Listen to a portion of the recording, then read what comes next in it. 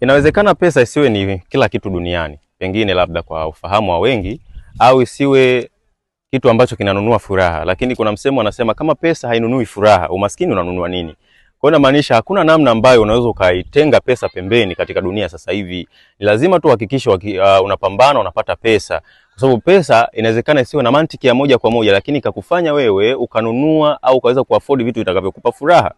Si unanielewa eh? Kwa hiyo fanya chochote ukifanyacho duniani, lakini end point ya mwisho hakikisha inakuwa ni pesa. Tafuta pesa. Kwa ulimwengu wa sasa hata thamani yako inakuwa determined kwa pesa, sio tena elimu kama zamani kwamba mtu akisoma anaheshimiwa. Siku hizi wako wasomi wengi sana wako mtaani na hawana pesa, lakini tazama watu ambao wamefanikiwa wanaheshimiwa. Ni watu ambao wana pesa. So make sure you find money, yani kwa namna yoyote tafuta pesa. Sawa? Sasa kuna namna nyingi ya kuweza kupata pesa. Sijasema kwamba utumie njia zisizokuwa za halali za kuweza kutafuta pesa, lakini kuna biashara nzuri ambayo inaweza kukutengenezea kipato chako. Unaweza comment neno biashara na namba yako ya simu ili niweze kukuelimisha.